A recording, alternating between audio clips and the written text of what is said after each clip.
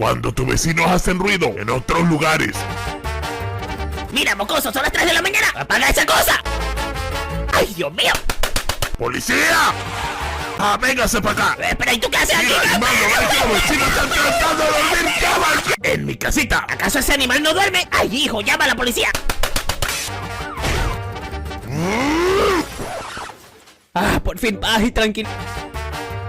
¿Pero qué? ¡Mamá, el policía está bailando! ¡Quédate aquí, yo me encargo! Por fin va a haber tranquilidad. ¡Mamá!